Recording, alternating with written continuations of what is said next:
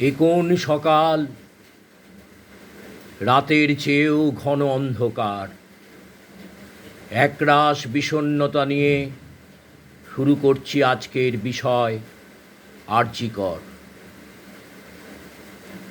সামান্য অবসরপ্রাপ্ত কর্মচারী, শেষ বছরেও তোমাকে দেখেছি সরকারে থাকতে। আজ অবসর পেয়ে মুক্ত আমি তোমার হাত থেকে। চিৎকার করুন কষ্টের কান্না দিয়ে, দখল হোক প্রতিবাদের প্রতিদিন প্রতি রাত। লজ্জিত হোক এই বার্তা দিয়ে, ধর্ষণের বর্ষণ মানছি না, মানব না।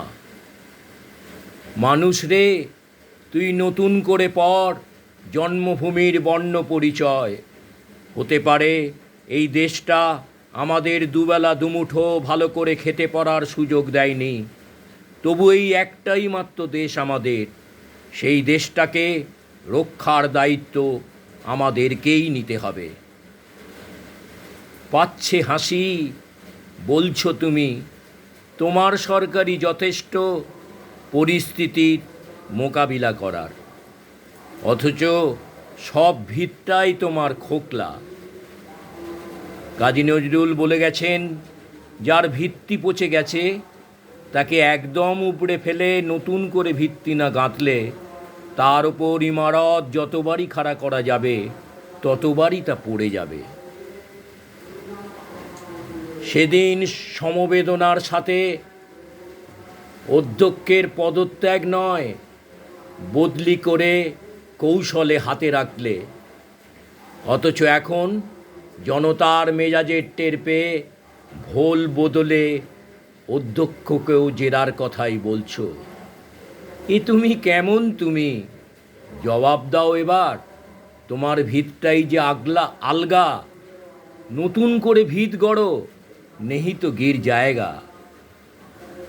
কোনো কমিশনের রিপোর্ট নেই কেন যা তুমি গড়েছিলে? অথচ সভা করে সেই সব অভিযোগের কথাই তুলছ।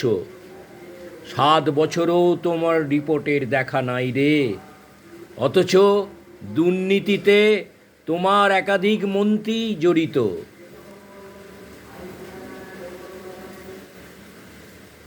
উন্নয়নের টাকা দিয়ে দান খয়রাতি এবার বন্ধ হোক। পুজো কমিটিগুলো এহেন ঘটনায়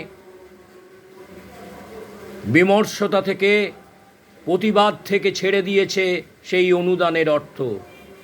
সবারই ফিরিয়ে দেওয়া উচিত। অন্তত সেই টাকা আরজিকরে ধ্বংস হওয়া বহুমূল্য যন্ত্রপাতির পুনঃস্থাপনের কাজে লাগুক। মেয়ে হারানোর সঠিক বিচার চায় মা। আমরাও চাই প্রকৃত বিচার। টাকা নিয়ে বিক্রি করতে পারবে না সেই বাবা মারা নিজেদের। সপাটে থাপ্পড় মেরেছে প্রাণের মূল্য ফিরিয়ে দিয়ে। সেলাম এমন বাবা মাকে। মিথ্যা বলছো তুমি বারবার। তুমিও জানো তোমার মিথ্যাটা কি। ভয় হচ্ছে তো এটা জেনে? আমরাও জেনে গেছি। প্রতিদিন প্রতি রাত তাই আমরা আমাদের দেশটাকে রক্ষার দায়িত্ব, আমাদের রাজ্যটাকে রক্ষার দায়িত্ব নিব। এক দফা একটাই দাবি, আর নয় তোমার সরকারের প্রতি আস্থা রাখার।